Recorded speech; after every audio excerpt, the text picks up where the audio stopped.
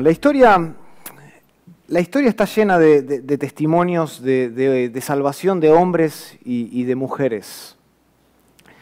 Algunos de estos testimonios son más memorables que otros, son más recordados que otros.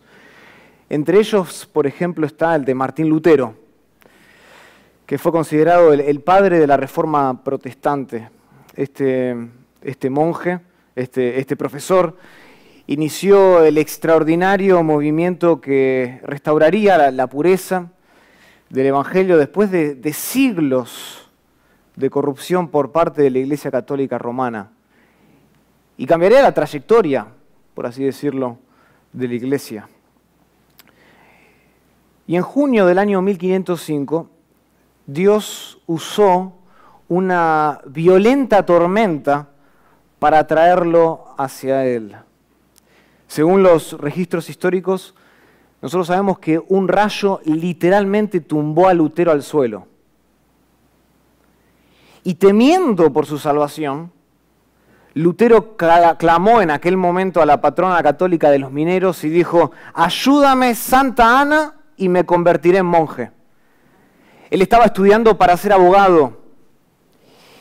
Y 2 semanas después dejó sus estudios y entró en el más riguroso y austero de los 7 monasterios de Erfurt, en Alemania. Y fue así, con esta experiencia tan particular, un rayo cayéndole y tumbándole al suelo, que Lutero emprendió su búsqueda de la aceptación de Dios.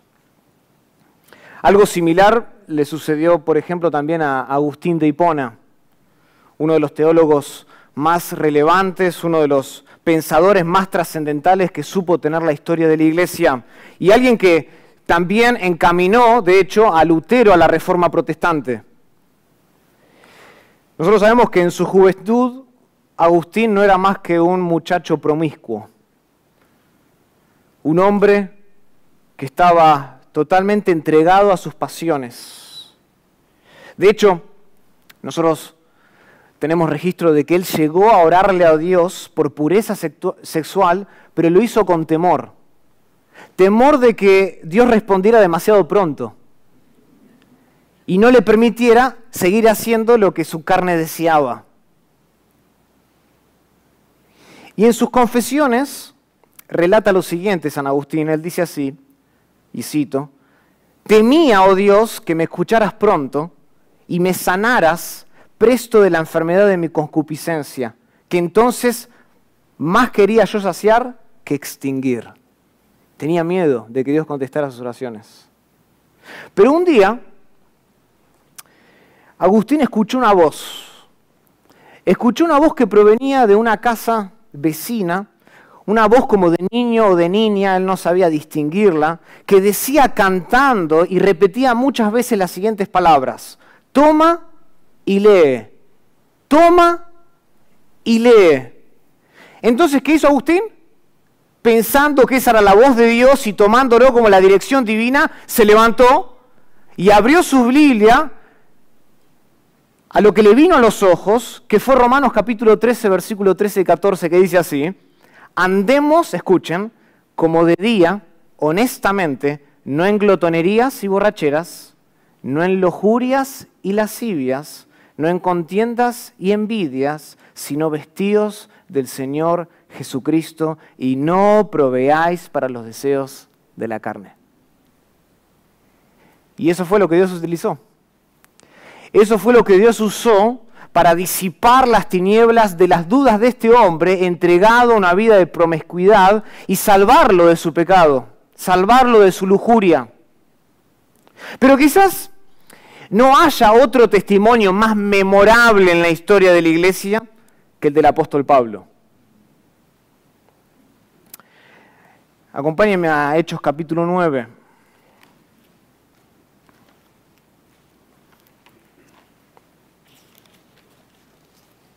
Hechos capítulo 9.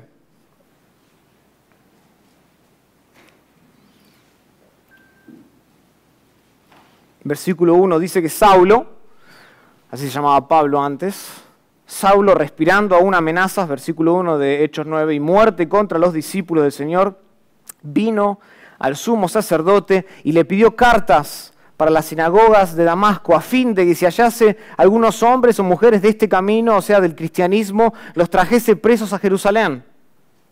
Versículo 3. Pero yendo por el camino, aconteció que al llegar cerca de Damasco, repentinamente, dice, le rodeó un resplandor de luz del cielo, y cayendo en tierra, oyó una voz que le decía: Saulo, Saulo, ¿por qué me persigues? Y entonces él le dijo: Señor, ¿quién eres, Señor? Y le dijo: yo soy Jesús, a quien tú persigues. Dura cosa te es dar coces contra el aguijón. Él, temblando y temeroso, dijo: Señor, ¿qué quieres que yo haga? Y el Señor le dijo: levántate y entra a la ciudad y se te dirá lo que debes hacer. Y desde ese momento en adelante, Saulo no volvió a ser el mismo. No volvió a ser la misma persona. Cristo lo transformó por completo y pasó de ser un perseguidor de la iglesia a un predicador de la iglesia.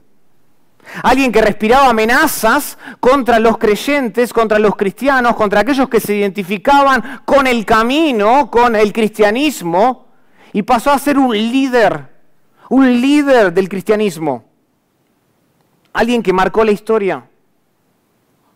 Hubo un cambio repentino en la vida de Pablo al experimentar la salvación de parte de Dios. Y al igual que Pablo, todos tenemos un testimonio de salvación. Todos. Todos tenemos un testimonio de salvación. Muy posiblemente no sea tan conocido como el de Lutero o el de Agustín. Es casi seguro que nadie aquí fue tumbado por un rayo al suelo o escuchó una voz de la casa del vecino que decía que tomara la Biblia y la leyera. Y ciertamente, de eso estoy seguro, que ninguno de nosotros vio al Señor resucitado como le vio Pablo. Pero de una cosa sí podemos estar completamente seguros, y es esta: si nosotros somos cristianos, todos tenemos un testimonio de salvación. Todos tenemos un testimonio de salvación. Y por esta razón me gustaría dirigir su atención esta mañana a Filipenses capítulo 3. Porque el relato de la conversión de Pablo en Hechos 9 no describe la transformación que ocurre dentro nuestro cuando somos salvos por medio de Cristo. Lo que leemos en Hechos 9 es un registro histórico de lo que sucedió en aquel día camino a Damasco o cerca de Damasco. Pero en Filipenses capítulo 3 se nos dan una explicación teológica de qué es lo que sucede dentro nuestro cuando somos transformados por la gracia de Dios.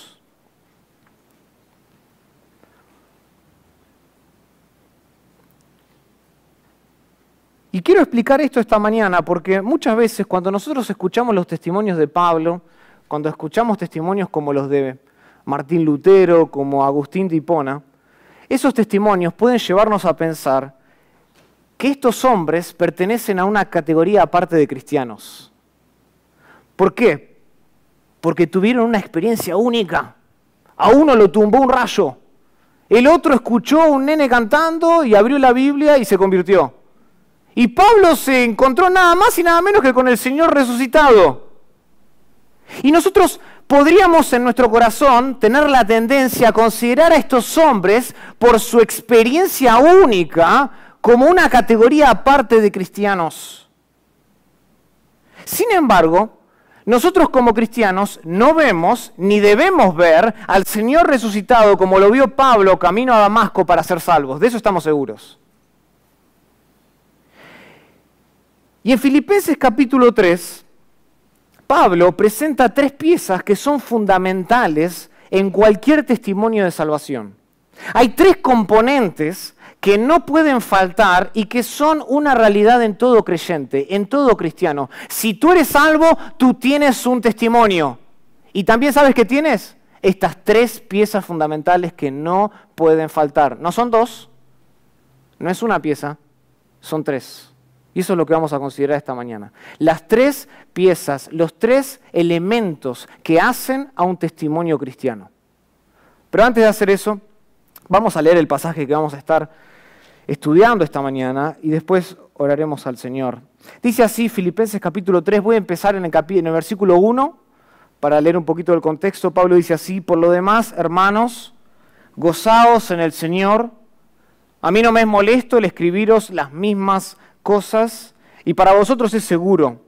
Guardaos de los perros, guardaos de los malos obreros, guardaos de los mutiladores del cuerpo, porque nosotros somos la circuncisión, lo que en espíritu servimos a Dios y nos gloriamos en Cristo Jesús, no, escuchen, no teniendo confianza en la carne.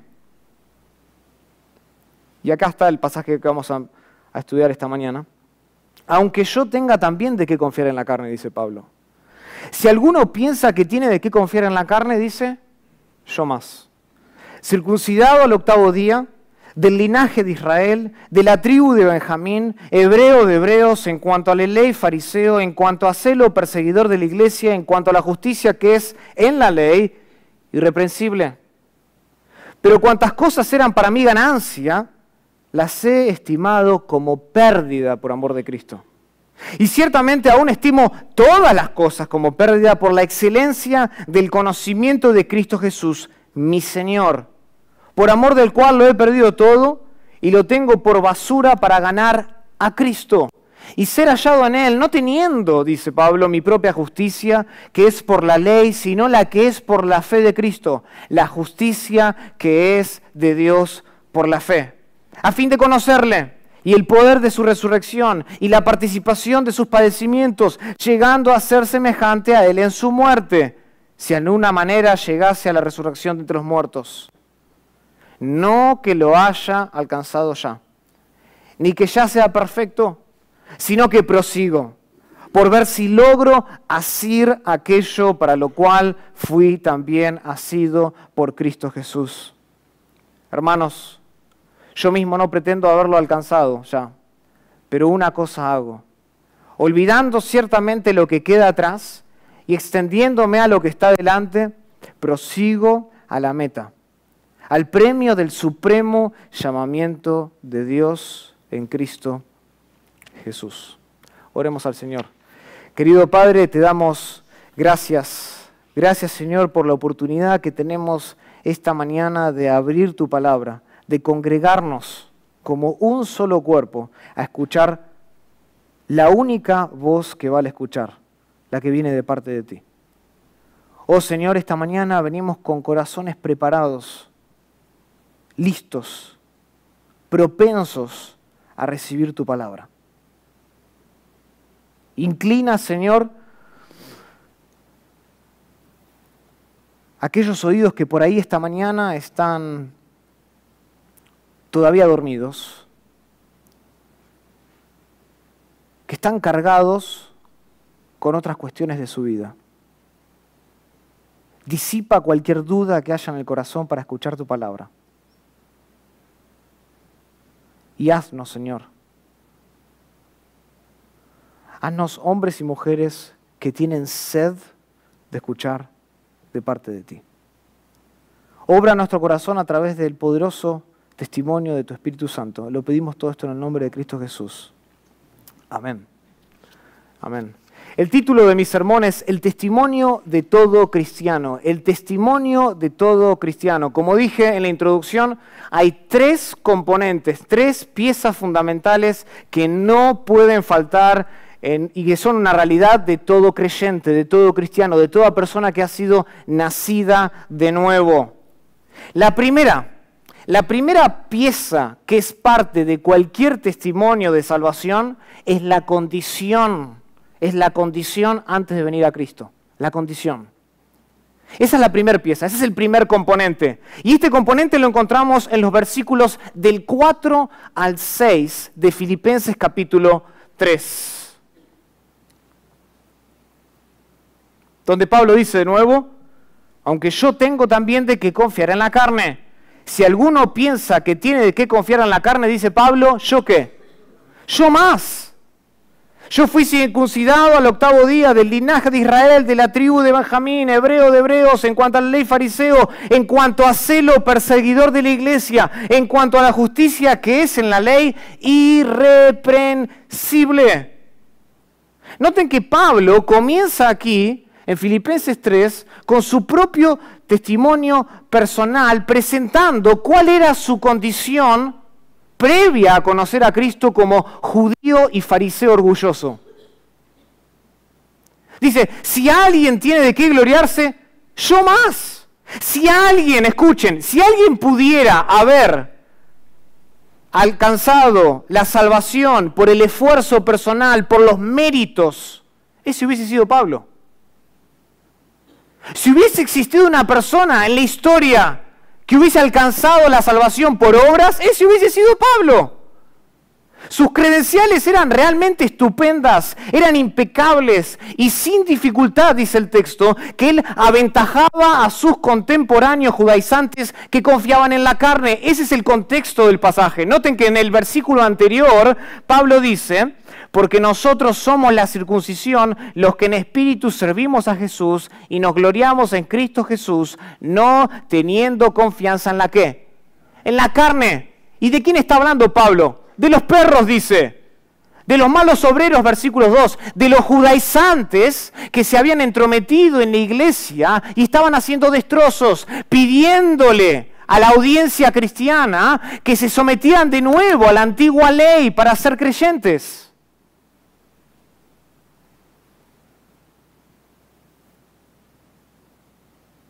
Y Pablo dice que si alguien se podía gloriar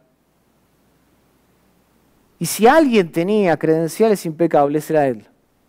Si alguien tenía razón para confiar en la carne, era Pablo. Y Pablo nos presenta 7 credenciales aquí. 7 credenciales religiosas en los versículos del 5 al 6, que son un claro testimonio de que Pablo tenía una plataforma de qué confiar. Escuchen, no había ningún otro judío que tuviera derecho a jactarse como Pablo antes de conocer a Cristo. Pablo dice, yo más, es enfático. Y esto queda claro, ¿saben dónde? En Gálatas capítulo 1, versículo 14. Gálatas capítulo 1, versículo 14. Noten lo que dice Pablo. Dice, en el judaísmo aventajaba mucho a muchos de mis contemporáneos en mi nación, siendo mucho más celoso de las tradiciones de mis padres. Pablo aventajaba, les ganaba a los contemporáneos judíos. Él tenía razón para confiar en la carne. Sus notables credenciales lo convertían a Pablo en el más judaizante de todos los tiempos. No había alguien como él. Y la razón por la que Pablo empieza a enumerar cada una de estas 7 credenciales no es para presumir su superioridad espiritual. Pablo no está haciendo eso. Pablo no está sacando la chapa y diciendo, miren todo lo que tengo acá, todos los logros, solo para presumir yo soy el mejor. Sino que Pablo va a sacar y va a mostrar estas 7 credenciales justamente para contrastar su antigua vida con la nueva naturaleza que obtuvo en Cristo y poder así contradecir los argumentos de los adversarios judaizantes que se habían entrometido en la iglesia. Esto es lo mismo que, por ejemplo, Pablo hace en 2 de Corintios, acompáñenme ahí para que lo vean, en 2 de Corintios, capítulo 11.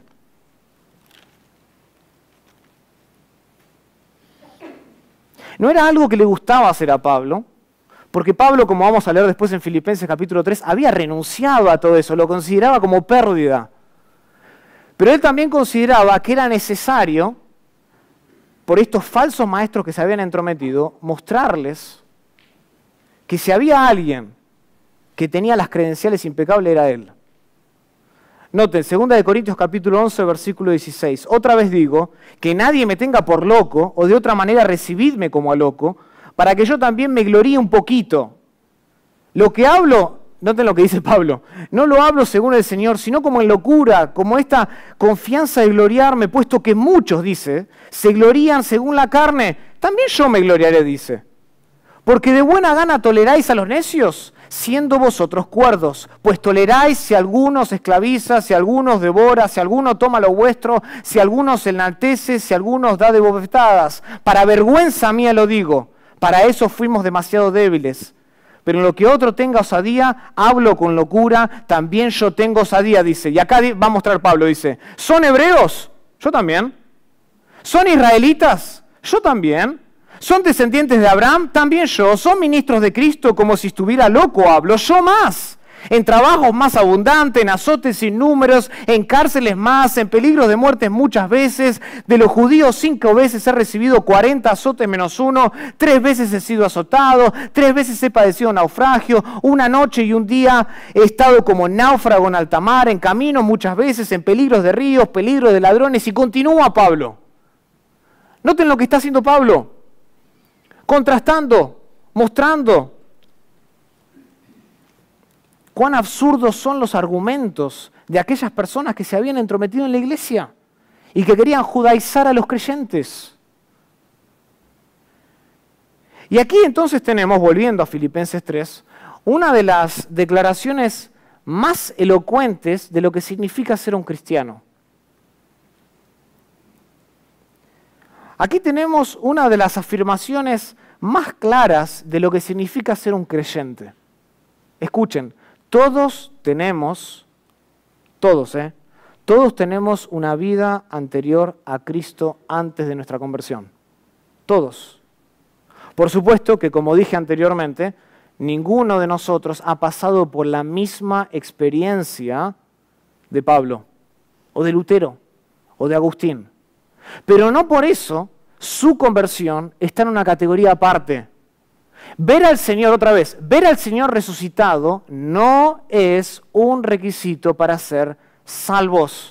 Eso no es vital para la experiencia cristiana, para nacer de nuevo. Lo que Pablo dice aquí acerca de la conversión en Filipenses 3 es cierto de todos y de cada uno de nosotros. Todos estamos en la misma condición, en la misma posición sin Cristo, y todos necesitamos de la misma salvación que viene de parte de Cristo, independientemente de cuál sea nuestra experiencia. Independientemente de cuál sea nuestro trasfondo. Entonces, lejos esté de nosotros hacer una división, porque esto pasa dentro de la iglesia, hacer una división entre cristianos y considerar a algunos como más espirituales y a otros como cristianos más normales sobre la base de la experiencia de su conversión.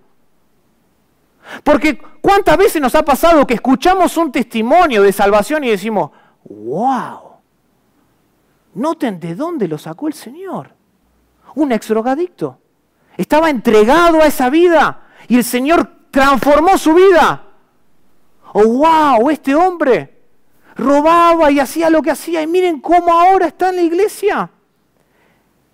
Y muchas veces en nuestro corazón tenemos la tendencia a categorizar a los creyentes como en base a al testimonio de conversión, al testimonio de salvación, y ponerlos a algunos en una categoría excepcional y a otros no tanto.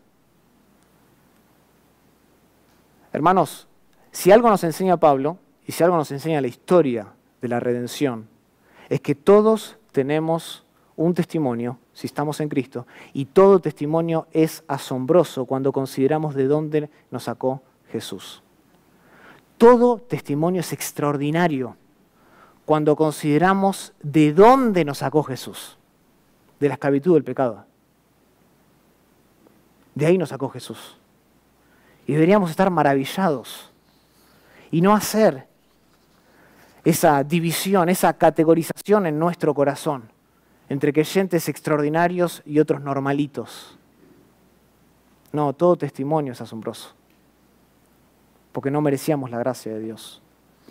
Ahora, en el caso de Pablo, noten, en los versículos, como dije, del 5 al 6, Pablo va a enumerar 7 credenciales en las que alguna vez él depositó su confianza antes de Cristo y que ahora él consideraba como credenciales inútiles. Y el apóstol eventualmente, cuando tuvo esa experiencia, camino a Damasco en Hechos 9, se dio cuenta de que ninguno de estos logros, de que ninguno de estos privilegios que él tenía, eran capaces de salvarlo a él. Ninguno de estos logros eran capaces de salvarlo a él, ni mucho menos a otra persona. Y noten cuál es la primera credencial, versículo 5. La primera credencial es la circuncisión. Dice, circuncidado al 8º día. Noten que Pablo no comienza con su lugar de origen. Interesante. Pablo no comienza diciendo, yo soy del linaje de tal. Pablo no dice dónde nació en primer lugar. Pablo comienza con la circuncisión. ¿Y por qué comienza con la circuncisión? Pablo comienza con la circuncisión porque era la cuestión más importante entre los judaizantes. Esta era de hecho la primera exigencia que los judaizantes requerían a todos los varones gentiles convertidos al cristianismo. Si un varón adulto se convertía al cristianismo, los judaizantes le decían, lo primero que tienes que hacer es circuncidarte. Y eso es exactamente lo que vemos, no solo acá, sino también en Hechos capítulo 15. ¿Se acuerdan del concilio de Jerusalén? Habían salido algunos de Judea y se habían ido por todas las regiones diciendo que era necesario que los hombres se circuncidaran para ser creyentes. Y pueden leer de esto, por ejemplo, en Hechos capítulo 15, versículo 1, Hechos capítulo 15, versículo 5, Hechos capítulo 15, versículo 24. Ese era el primer requisito. Y en aquel concilio, y aquí Pablo en Filipenses 3 nos va a declarar que eso no es necesario para la salvación. Así todo, Pablo establece aquí que la circuncisión de él se hizo en estricta conformidad con la ley mosaica. Noten que dice que fue circuncidado, ¿qué día? En el 8º día. Eso era lo que la ley demandaba. Según Levíticos capítulo 12, versículo 3, un varón debía circuncidarse perteneciente a la nación de Israel al 8º día, no al 9º, no al 7º, al 8º. Y Pablo dice, yo cumplí con la ley. Es decir, Pablo no era un gentil prosélito. No fue alguien, Pablo está diciendo, yo no soy alguien que me circuncidé ya de mayor. No. No. Pablo se circuncidó siendo judío de nacimiento y siguiendo los ritos judíos desde el principio. Además, noten la segunda credencial, Pablo era no solo circuncidado al 8º día, sino, dice el versículo 5, que era del linaje ¿de qué? De Israel. Lo cual describe su ascendencia, su trasfondo. Es decir, Pablo está diciendo que ambos de sus padres eran auténticos judíos. No era que tenía un padre judío y el otro no. Ambos eran judíos. Él podía trazar su linaje hasta Jacob, cosa que algunos de los judaizantes no podían hacer. No todo judío podía hacer eso. Y él sí podía trazar su linaje hasta Jacob. Noten que también era ¿qué? Era benjamita. Era benjamita. Y de aquella tribu, ¿quién vino? Vino el primer rey de Israel, ¿se acuerdan? Saúl. Saúl, cuyo nombre es homónimo de Saulo. Noten Saulo, que era el nombre antes de Pablo, muy similar. De esa tribu vino el primer rey de Israel. De eso tenemos registro en 1 Samuel capítulo 9, del 1 al 2. Y nosotros sabemos, según la historia, que la tribu de Israel era una de las tribus más importantes, más ilustres de Israel.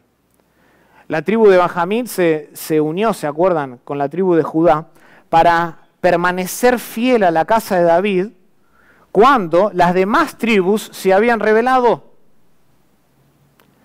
Y el territorio de Benjamín incluía nada más y nada menos que la ciudad más importante de toda la región de Israel. ¿Qué ciudad? Jerusalén. Jerusalén estaba en la región de Benjamín, pertenecía a la tribu de Benjamín. O sea, era una de las tribus más ilustres, más importantes. Y Pablo dice, yo vengo de ahí. Soy de la tribu de Benjamín. Y por todo esto, Pablo se podría haber jactado de ser uno de los judíos más auténticos. No había un judío como él. Él era el más auténtico de los auténticos. Él era, dice el versículo 5, hebreo ¿de qué? De hebreos. Noten que es enfático. O sea, a pesar de que Pablo había nacido en Tarso, que es en Cilicia, ¿ok?, que está fuera de la región de Israel, a pesar de que Pablo había nacido en Tarso, el apóstol dice, yo soy hebreo de hebreos. Yo me he aferrado al idioma hebreo. Él no se había helenizado, él no se había dado por completo a la cultura greco-romana, no se había entregado eso y se había olvidado de su linaje. No, él dice, yo todavía soy hebreo de hebreos, amo mi idioma, amo mis tradiciones ortodoxas, amo las costumbres judías, en contraste con muchos judíos que habían nacido fuera de Israel y que habían abandonado sus tradiciones, sus costumbres. Pablo dice, no, yo soy hebreo de hebreos. O sea, noten los privilegios de Pablo. Los privilegios de Pablo eran ciertamente envidiables. Cualquier judío hubiese querido ser como él. Pero hay más. Noten que no termina ahí. Esos fueron solo 4 credenciales. Pablo agrega 3 más.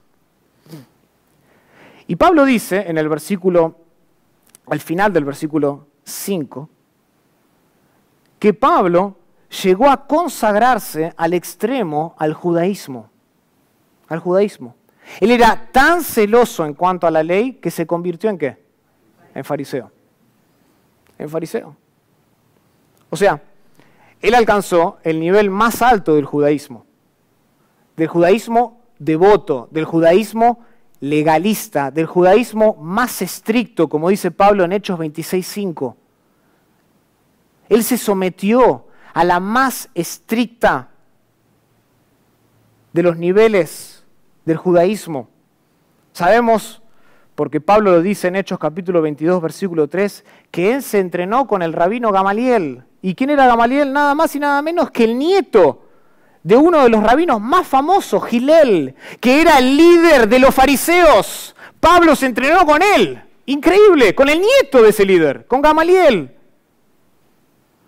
O sea, alcanzó el más alto nivel. Amaba la ley de Dios. Y como una demostración adicional de su herencia judía, Pablo nos agrega en el versículo 6 que él además fue un perseguidor de la iglesia. O sea, él no solo era celoso de la ley, sino que era tan celoso de la ley y de los ideales judíos y del farisaísmo que dice que perseguía a la iglesia. A lo que Pablo también relata en Gálatas capítulo 1, versículo 13, dice, porque ya habéis oído acerca de mi conducta en otro tiempo en el judaísmo, que perseguía sobremanera a la iglesia de Dios y la asolaba, otra manera de traducir eso, y la trataba de destruir. Su celo era tal que se entregó por completo a perseguir a la iglesia. O sea, ningún judaizante podía igualar el celo de Pablo. Entonces, a juzgar por las apariencias solamente, Pablo concluye, y esta es la séptima, en el versículo 6, que su vida era irreprensible. A juzgar por las apariencias, él era un judío intachable. Intachable. Ningún judaizante podía acusarlo de haber roto alguna ley. Pablo parecía tenerlo todo en su antigua vida sin Cristo. Pero en realidad no tenía nada porque le faltaba lo más importante y es Cristo. O sea, era un fracaso. Ante los ojos de los demás parecía tenerlo todo, pero en realidad estaba más vacío que nadie. Porque le faltaba a Cristo. Y esto nos enseña lo siguiente, hermanos, escuchen. Esto nos enseña que la salvación no viene por un rito. La salvación no viene por un bautismo. La salvación no viene por una membresía a una iglesia. Tanto la ascendencia como la tradición son incapaces de salvar a un hombre. Nadie puede alcanzar la salvación por pertenecer a una secta como lo hizo Pablo. El celo religioso no alcanza para salvarte, no le alcanzó a Pablo, no te garantiza nada. Por más genuino, por más estricto que sea, eso no te salva. Todo esto es inútil para la salvación. Ese es el punto de Pablo. Pablo necesitaba a Cristo al igual que todos nosotros necesitamos a Cristo. Y ese es el primer componente de un testimonio cristiano. Demostrar cuál era nuestra condición sin Jesús. ¿Y saben cuál era nuestra condición sin Jesús? Desesperante. Era un fracaso.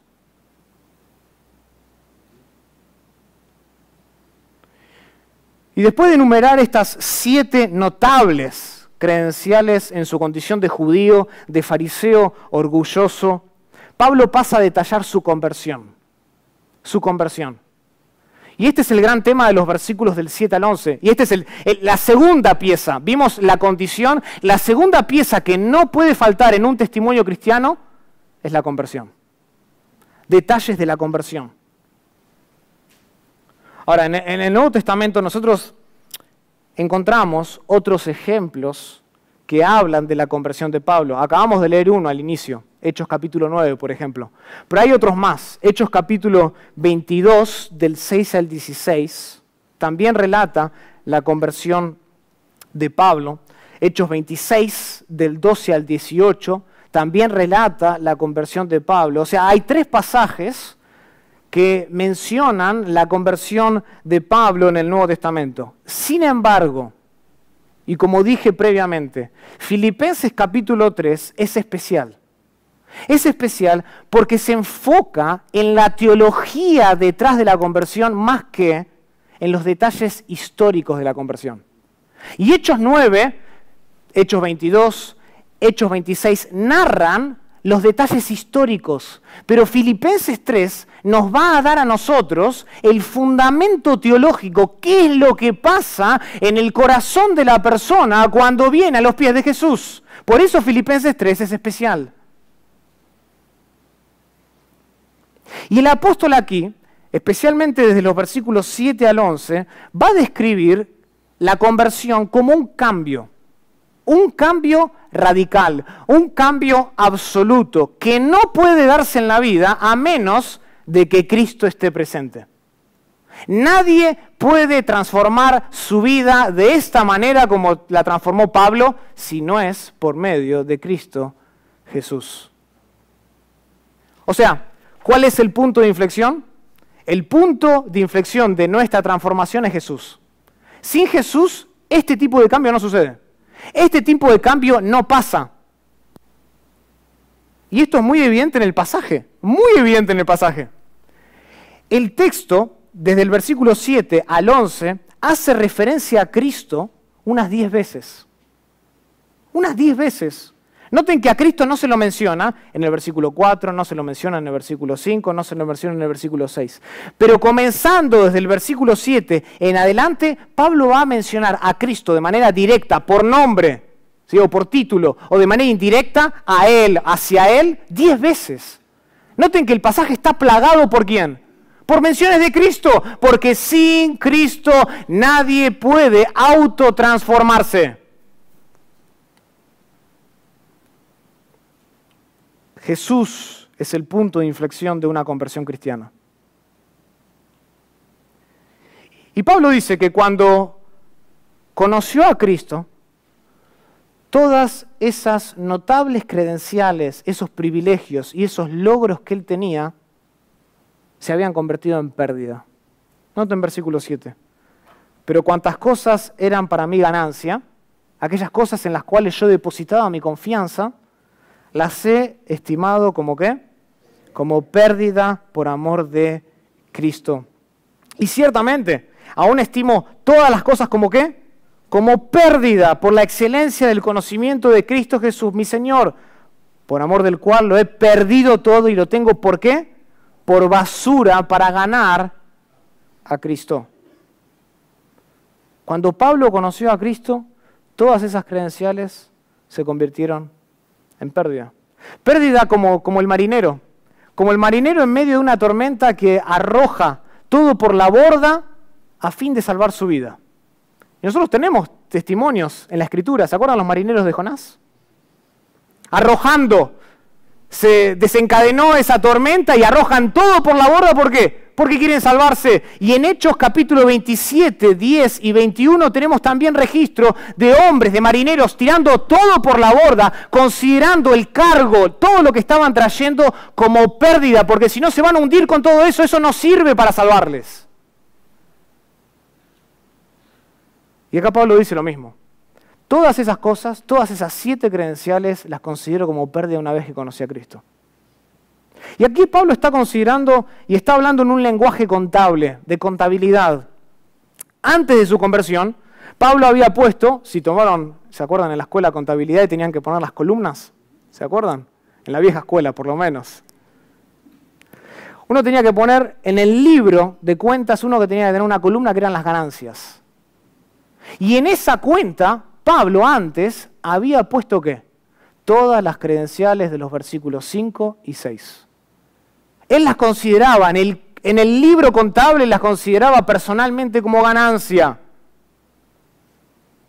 considerando que tenían un valor propio. Pero en el momento que repentinamente apareció Cristo en su vida, todo cambió. Todo cambió. Ya no consideraba esas 7 credenciales como ganancia, sino que ahora también las consideraba como indiferentes, las consideraba como sin valor, y ahora habían pasado de la columna de ganancias a la columna de ¿qué? De pérdidas. De pérdidas. Así lo consideraba Pablo. Ahora, esto de ninguna manera significa que Pablo ahora creía que la ley era mala. Pablo no está diciendo eso. Pablo no está diciendo que ahora su herencia judía pasó a ser insignificante, que él dejó de ser un judío cuando se convirtió a Cristo Jesús. No está diciendo eso. Pablo no está diciendo que estas cosas son erróneas en sí mismas. De hecho, nosotros tenemos registro, por ejemplo, en Romanos capítulo 3, donde Pablo dice todo lo contrario. Romanos capítulo 3, versículo 1 dice, ¿qué ventaja tiene pues el judío? ¿O de qué aprovecha la circuncisión? ¿Y qué dice él? Mucho. ¿Tiene ventaja? Sí. En todas maneras, primero ciertamente que les ha sido confiada la palabra de Dios. Noten Romanos capítulo 7, versículo 12. Pablo dice, de manera que la ley a la verdad es santa. Noten que Pablo, post conversión, no dice la ley es mala. No dice la ley es santa y el mandamiento es santo, es justo, es bueno. Romanos capítulo 9, versículo 1. Verdad digo en Cristo, no miento, y mi conciencia me da testimonio en el Espíritu Santo, que tengo gran tristeza y continuo dolor, dice, en mi corazón, porque deseara yo mismo ser anatema, separado de Cristo por amor a mis hermanos. Está hablando de los judíos, los que son mis parientes según la carne. Noten que son israelitas, de los cuales dice, a ellos pertenece la adopción, la gloria, el pacto, la promulgación de la ley, el culto y las promesas de quienes son los patriarcas y de los cuales según la carne vino ¿quién? Cristo, el cual es Dios sobre todas las cosas, benditos por los siglos. Amén. Noten que Pablo no está diciendo que ahora la ley sea mala. Pablo no está diciendo que su herencia judía sea mala. No está diciendo eso. Lo que el apóstol está diciendo cuando emplea este lenguaje contable es que antes él estaba poniendo su confianza en estas cosas para adquirir la salvación. Y en ese sentido eran malas. Pero en sí mismas no son erróneas las cosas. O sea, él antes de venir a Cristo tenía una idea equivocada de sus logros. Él tenía una idea equivocada de sus privilegios. Por más sinceros y genuinos que sea. Pablo pensó que estaba amando a Dios cuando perseguía a la iglesia. Él realmente pensaba eso. Su celo era tan profundo y tan genuino que lo llevó a perseguir a la iglesia, pero no porque algo sea genuino, lo hace bueno necesariamente.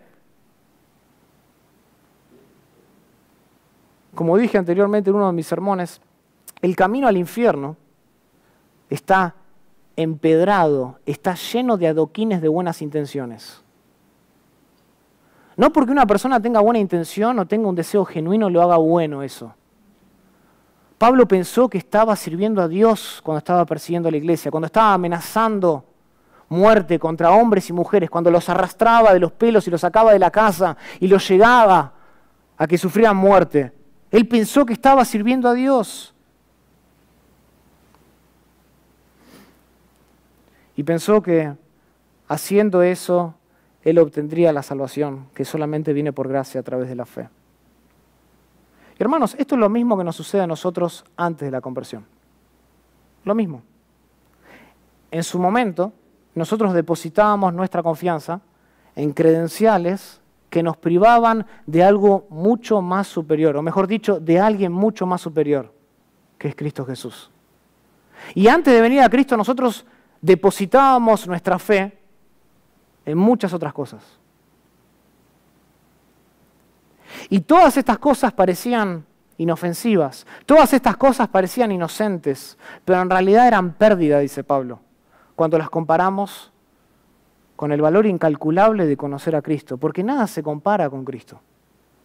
Cristo triunfa por sobre todo. Y en los siguientes versículos, particularmente del 9 al 11, Pablo nos va a explicar en qué sentido todo cambió en su vida desde que vino a Cristo Jesús. Y primeramente, noten qué es lo que cambió en Pablo. ¿Qué es lo que cambió cuando vino a Cristo Jesús? Primeramente dice que el apóstol tuvo una nueva idea de sí mismo. Eso es lo primero que cambió. Cuando él vino a Cristo, cuando él experimentó la conversión, dice que él adquirió una nueva idea de sí mismo. Noten lo que leemos en el versículo 9. En el versículo 9 leemos que Pablo ya no tenía su propia, el texto es enfático, su propia justicia que es o que se origina en la ley. O sea, quien antes pensaba que era el mejor de todos los demás judíos y de todas las demás personas, ahora que ha visto a Cristo, se consideraba el principal de los pecadores, como dice 1 Timoteo 1:15. Yo soy el principal de los pecadores, Pablo dice. ¡Qué transformación!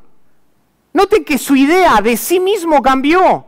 Quien antes se basaba, se sostenía en su propia justicia, ahora ya no lo hace más. Aquí tenemos un hombre que en términos legalistas podía ganarle, podía plantarle la cara a cualquiera y ganarle la lucha, la batalla. No había nadie como él. Humanamente hablando, el comportamiento de Pablo era intachable, era irreprensible. Nadie podía señalar con el dedo a Pablo y acusarlo de quebrantar algún mandamiento.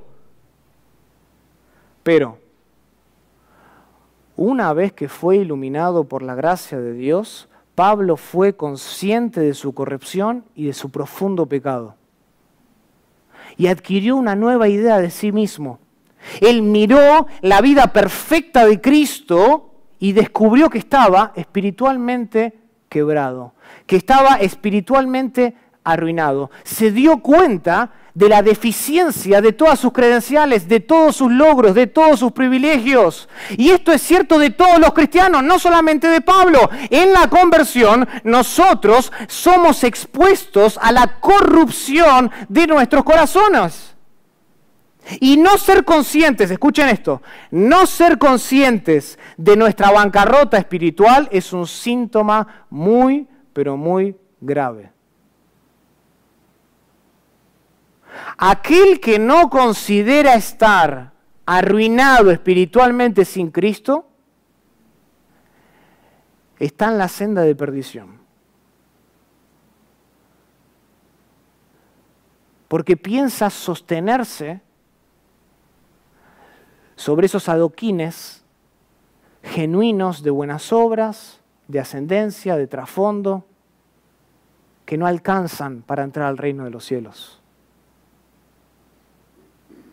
Tú tienes un problema muy grave sin Cristo. No tienes lo que Dios demanda para entrar al reino de los cielos. Y sin Cristo no hay justicia, no hay obra que sea lo suficientemente buena para salvarte. En segundo lugar, noten que Pablo no solo obtuvo una idea completamente nueva de sí mismo. En segundo lugar, dice que Pablo, en estos versículos, obtuvo una nueva idea de Dios. Una nueva idea de Dios. Antes, su relación con Dios giraba en torno a su propia justicia. Antes, su relación con Dios giraba en torno a sus propios méritos humanos. Era lo que llamamos una religión antropocéntrica. Es decir, giraba en torno a lo que él hacía, a lo que él podía lograr. Pero ahora él se había dado cuenta de que la justicia que él necesitaba para entrar al reino de los cielos debía ser perfecta según no el estándar que Pablo había puesto, no según el estándar de los judaizantes, sino según el estándar divino. Que es lo mismo que, de hecho, predica Jesús en el Sermón del Monte, en Mateo capítulo 5, versículo 20, en Mateo capítulo 5, versículo 48, que para entrar al reino de los cielos nosotros tenemos que ser perfectos como ¿quién?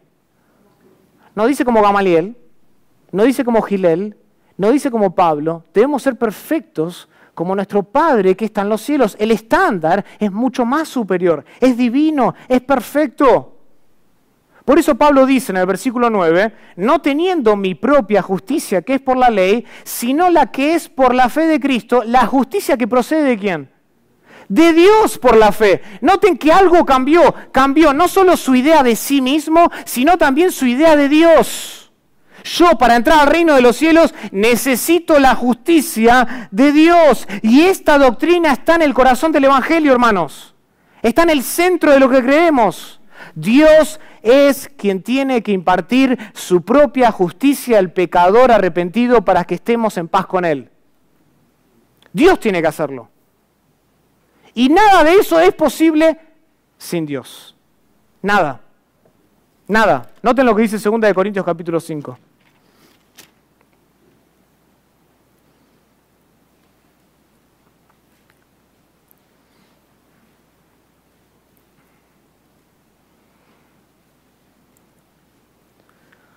Versículo 17. De modo que si alguno está en Cristo, nueva criatura es. Las cosas viejas pasaron. He aquí todas son hechas nuevas. Y noten lo que dice el versículo 18. Y todo esto, no dice alguna parte. Y todo esto proviene de quién. No dice de tu justicia, no dice de tus obras, no dice de tus méritos. Dice que ser una nueva criatura proviene de Dios, quien nos reconcilió consigo mismo por Cristo. Noten quién es Dios el que hace esto. Y nos dio el ministerio de la reconciliación. Que Dios, no el hombre, que Dios estaba en Cristo reconciliando consigo al mundo. Así que, versículo 20, somos embajadores en nombre de Cristo, como si Dios rogase. Noten que el sujeto es Dios. Por medio de nosotros os rogamos en nombre de Cristo, reconciliados con Dios, porque al que no conoció pecado, por nosotros Dios lo hizo pecado, ¿para que qué? Para que nosotros fuésemos hechos justicia de Dios en Él. Justicia. Fue así, por medio de Cristo, que Dios tomó la iniciativa y nos da, si creemos en Él, la justicia que Él mismo demanda para entrar al reino perfecto de los cielos.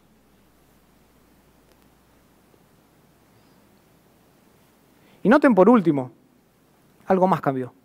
No solo había cambiado su percepción acerca de sí mismo, no solo había cambiado su idea acerca de quién era Dios, sino que por último, en estos versículos del 9 al 11, Pablo dice que había adquirido una nueva idea sobre su vida, sobre toda su vida. Su idea de la vida cambió por completo. Noten, la justicia que es de Dios por la fe, versículo 10, a fin de conocerle y el poder de su resurrección y la participación de sus padecimientos, llegando a ser semejante a Él en su muerte, si en alguna manera llegase a la resurrección de entre los muertos. Noten cuál era el único deseo de Pablo ahora.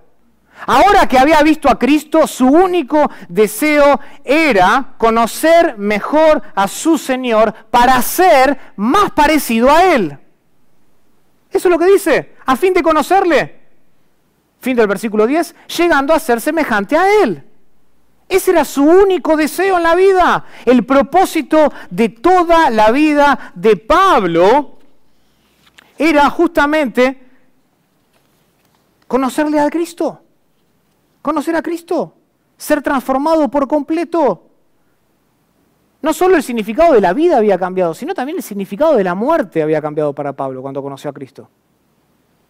La muerte ya no contaba para Pablo, porque la muerte significaba ahora estar ¿con quién? Con Cristo, lo cual es muchísimo mejor. ¿No es lo que dice Pablo antes? Filipenses capítulo 1, versículo 21, porque para mí el vivir es Cristo y el morir es ganancia. Solo un creyente puede decir eso. Que la muerte sea ganancia.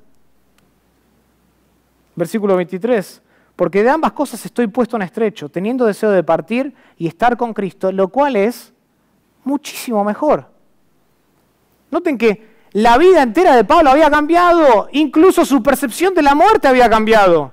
Y hermanos, y en esto consiste la conversión del cristiano, en esto consiste la conversión del creyente. Todo cambia con Cristo. Tenemos una nueva idea de nosotros mismos, una nueva idea de Dios y una nueva idea de la vida. Nada permanece igual después de Cristo. Somos literalmente una nueva criatura y ahora el núcleo de nuestro ser, el núcleo de nuestra existencia lo controla Cristo, no lo controlamos nosotros. Eso significa ser convertido a Cristo Jesús. Todo cambia. Nada permanece igual, porque Cristo es demasiado poderoso para dejarte como te encontró. Te transforma, te cambia, te hace semejante a su Hijo. Y noten al final del pasaje. Al final del pasaje Pablo nos da una tercera pieza. Y con esto vamos a terminar. Pablo nos da una pieza más que forma parte de todo testimonio cristiano. No solo la condición antes de Cristo, la conversión, sino que la tercera y última pieza que no puede faltar en nuestra historia de salvación, en nuestro testimonio personal, es el crecimiento. Es el crecimiento. Y esto lo vemos en los versículos del 12 al 14. Pablo dice así, no que lo haya alcanzado ya, ni que ya sea perfecto, sino que prosigo por ver si logro asir aquello para lo cual fui también asido por Cristo Jesús. Hermanos, yo mismo no pretendo haberlo ya alcanzado, dice Pablo, pero una cosa hago, olvidando ciertamente lo que queda atrás y extendiéndome a lo que está delante, prosigo a la meta, al premio del supremo llamamiento de Dios en Cristo Jesús. Y noten que en esta sección del pasaje, Pablo enseña que el creyente, que el cristiano tiene una meta en particular. Una, no dos, no tres, una meta. ¿Y cuál es la meta? Versículo 12. Asir aquello para lo cual fuimos también asidos por Cristo Jesús. Esa es la meta del creyente. El verbo ese que en la Reina Valera se traduce como asir, básicamente significa hacer algo propio. Conlleva la idea de alcanzar, de atrapar algo. Podríamos traducirlo así. De atrapar aquello para lo cual también fuimos atrapados por Cristo Jesús. Ahora, hay que tener cuidado porque Pablo aquí no se está refiriendo a la salvación. Pablo no está diciendo que la meta de su vida es atrapar la salvación, asirse, hacer propio la salvación. Pablo no está diciendo eso. Pablo no es que acá está dudando de su conversión, especialmente después de semejante experiencia que tuvo. Anteriormente, por ejemplo, en esta misma epístola, el apóstol había dicho lo siguiente en Filipenses capítulo 1, versículo 6. Pablo dice, estando persuadido de esto, que el que comenzó en vosotros la buena obra, ¿la qué? La perfeccionará hasta el día de Jesucristo. ¿Son acaso estas las palabras de alguien que no está completamente seguro de su salvación? No, no. Unos versículos más adelante, Lo acabamos de leer en Filipenses capítulo 1, 21, 1, 23. Pablo afirma que la muerte es ¿qué? Es ganancia. Pregunto de nuevo, ¿es este acaso el lenguaje de un hombre que espera llegar a salvarse pero que tiene dudas al respecto? Bueno, voy a ver si realmente soy salvo. No, para nada. El apóstol estaba 100% seguro de su salvación. Porque había dejado de confiar en su carne y ahora confiaba en Cristo, que nunca decepciona. Nuestra carne decepciona, Cristo nunca. Noten lo que Pablo dice en Romanos capítulo 8. Romanos capítulo 8.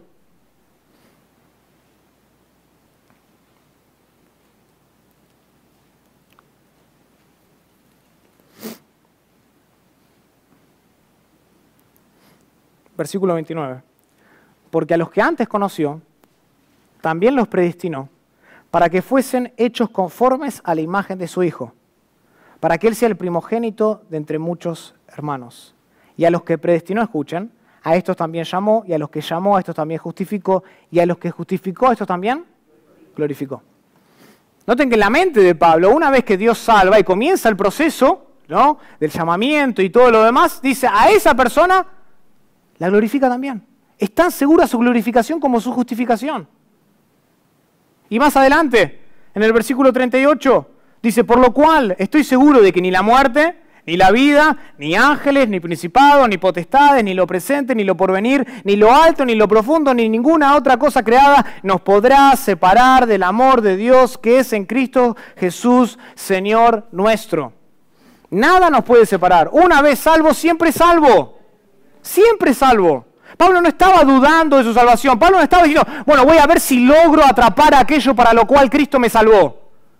No está hablando de la salvación.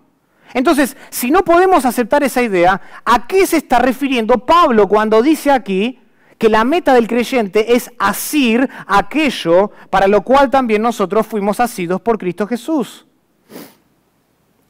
Y bueno, la respuesta en realidad la encontramos al final del versículo 12. Al final del versículo 12.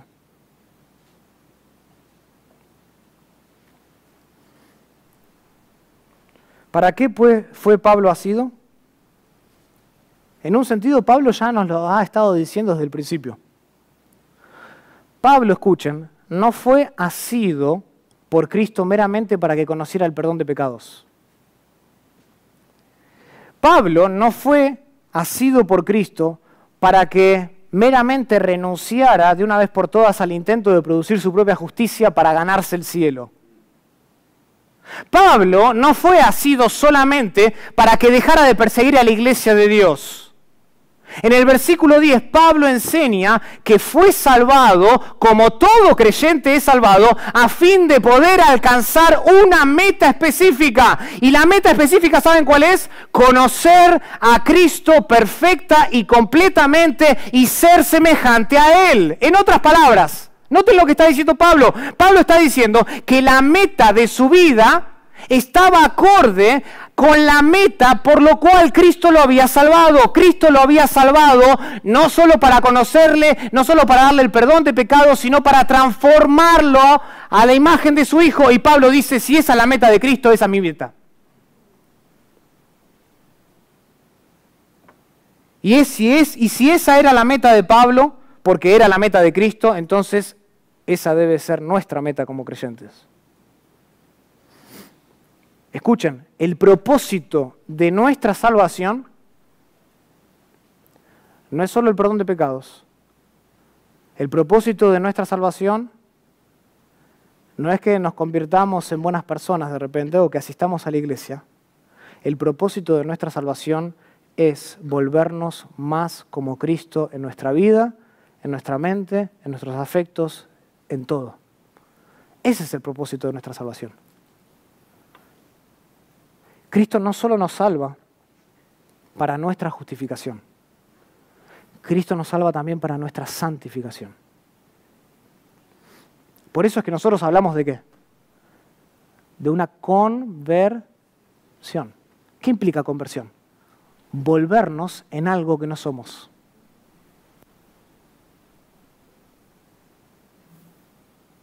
Volvernos en algo que no somos.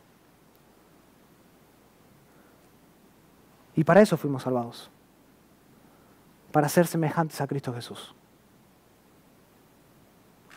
Y todo esto, ¿saben a qué apunta? Apunta al crecimiento constante que debe ser característico de todo creyente. Y evidentemente, lo leemos en los versículos 12, 13 y 14. Pablo no estaba satisfecho con su vida. ¿Escucharon eso? Estoy hablando de Pablo, el que había visto al Señor resucitado. El que subió al tercer cielo. El que fue fundamental en la plantación de muchas iglesias en el primer siglo. Ese Pablo no estaba satisfecho.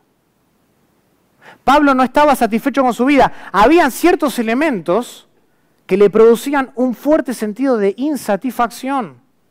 Noten que 3 veces en el pasaje el apóstol señala que no había alcanzado la meta perfectamente. 3 veces dice. No que lo haya alcanzado ya, ni que haya sido yo perfecto. Hermanos, versículo 13, yo mismo no pretendo haberlo ya alcanzado. 3 veces dice que no ha alcanzado la meta. Ese sentido de inconformidad, ese sentido de descontentamiento lo motivaba a seguir adelante. Toda su vida giraba en torno a esta búsqueda incesante de volverse más como Jesús. Toda su vida, de principio a fin, su preocupación por crecer espiritualmente era tan pero tan grande que se había transformado en una especie de obsesión. La obsesión de su vida era ser como Jesús. Y el texto es enfático aquí, en el original. Es enfático.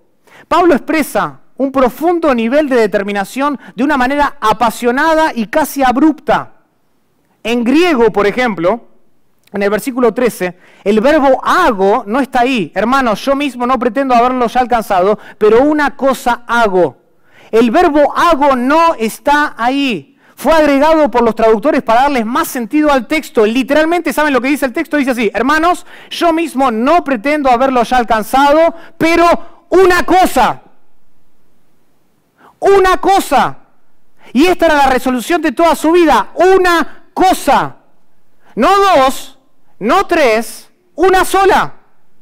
Y me imagino lo que Epafrodito habrá sentido cuando leyó esto.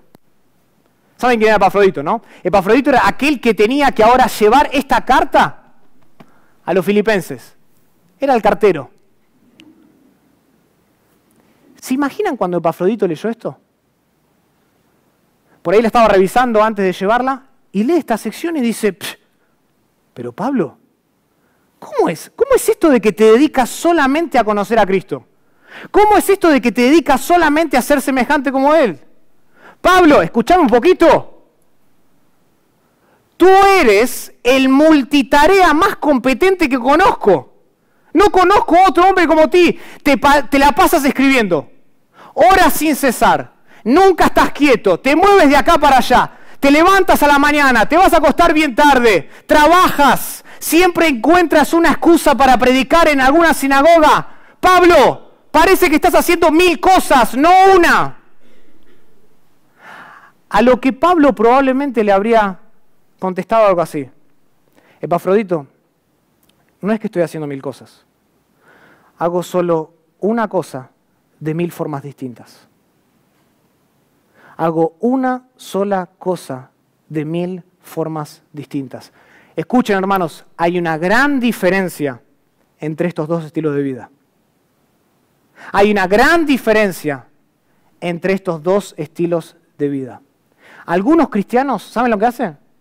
Se la pasan saltando de una actividad a otra. ¿Vieron cuando pisan un hormiguero? Por todos lados. Hay algunos creyentes que se la pasan. Están allá, están acá, están ahí, están acá. Pero no triunfan en nada.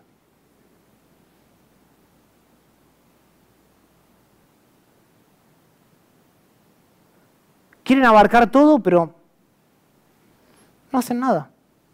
Y a pesar de toda la energía que gastan, porque gastan energía, logran muy poco. Sus vidas están llenas de acción, sus vidas están llenas de emoción, pero carecen sus vidas de significado. ¿Por qué? ¿Saben por qué, hermanos? Y acá está el problema. Tienen un ojo en Cristo y tienen el otro ojo, ¿saben en quién? En su hermano.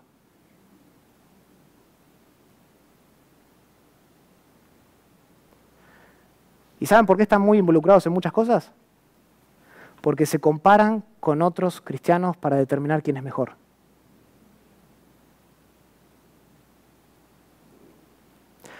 A esta clase de persona, ¿saben cómo la llama Santiago?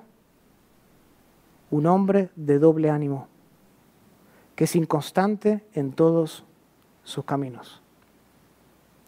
Para evitar esa inconsistencia, para evitar tener un ojo aquí y el otro allá, debemos asegurarnos algo. Debemos asegurarnos de que Cristo sea nuestra mayor obsesión en la vida. Hermanos, dejemos de medirnos con otros cristianos y enfoquémonos en conocer a Jesús en un estado de comunión perfecta. No nos comparemos con las posiciones relativas de los otros competidores en la carrera. Porque el corredor, dice Juan Crisóstomo, el corredor no cuenta cuántos circuitos ha concluido, sino cuántos le faltan.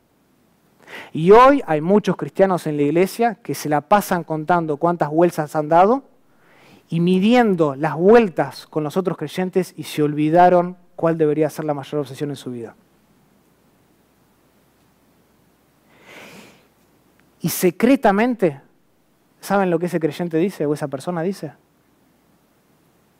Empieza a confiar en sus obras, empieza a confiar en lo que hace y deja de confiar en lo que Dios es.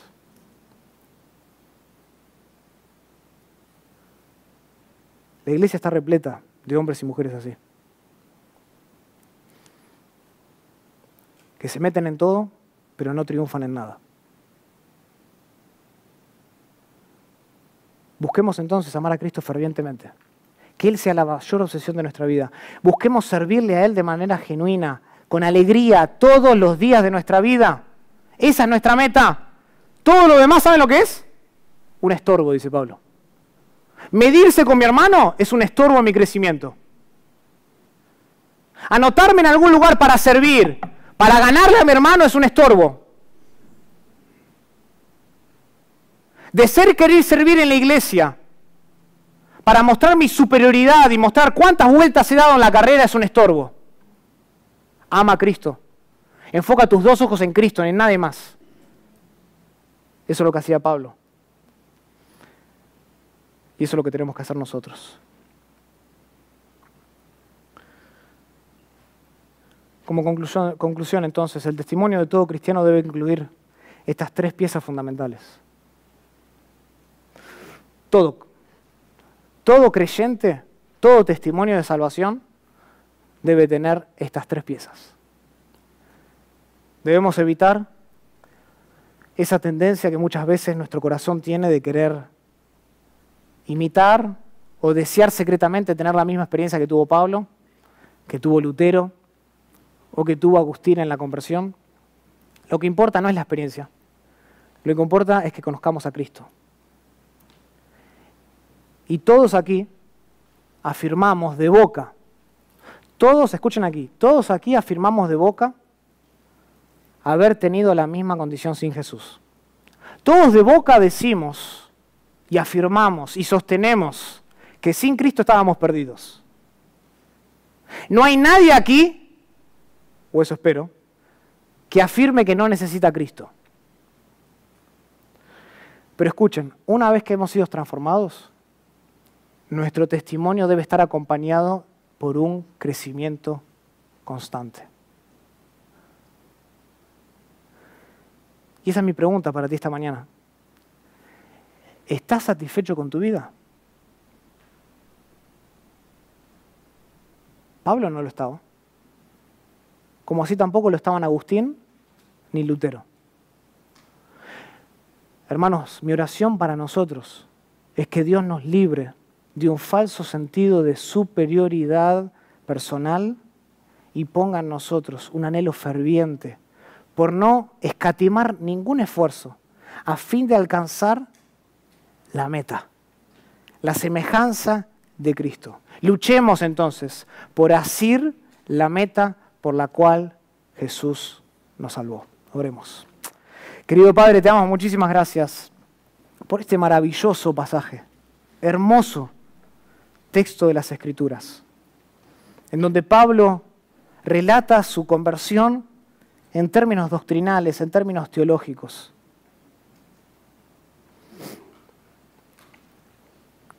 Y desarrolla para nosotros cuáles deben ser esos tres componentes que no pueden faltar en ningún testimonio cristiano. Y es cierto, no hemos tenido todas las mismas experiencias en nuestra conversión. En nuestro testimonio de salvación, los trasfondos son distintos. Pero no por eso el testimonio deja de ser menos asombroso. Nos asombramos, oh Señor, por tu maravillosa gracia, extraordinaria gracia, que nos sacó del pozo más oscuro de nuestro pecado. Y cuando nos hundíamos en nuestra propia justicia, Cristo vino y brilló en nuestro corazón su palabra para que nosotros ahora podamos tener paz contigo. Oh Señor, qué extraordinario testimonio, qué extraordinaria historia. La historia de un Dios poderoso que puede salvar y quiere salvar a viles pecadores como nosotros. Señor, te ruego que nuestro testimonio de conversión esté acompañado por un crecimiento constante todos los días de nuestra vida. Que no estemos satisfechos en nuestro corazón por cómo estamos, ni por lo que hacemos en la iglesia. Porque secretamente nuestro corazón muchas veces puede decepcionarnos, puede engañarnos, y podemos empezar a confiar en lo que estamos haciendo y convertirnos en meros fariseos evangélicos. Gente que empieza en la iglesia a considerar los logros, sus credenciales, sus privilegios, y empieza a compararse con los demás. Líbranos, oh Dios, de ese sentido de superioridad. Y pone en nuestro corazón un fuego ardiente, incesable, de conocerte todos los días de nuestra vida. De querer crecer en nuestro conocimiento perfectamente. No para tener una cabeza grande, sino para ser más como Jesús, quien era manso y humilde de espíritu. Oh Dios, crea hombres y mujeres en esta iglesia que tengan no 2, no 3, pero una sola meta en su vida. Lo pedimos todo esto en el nombre de Jesús. Amén.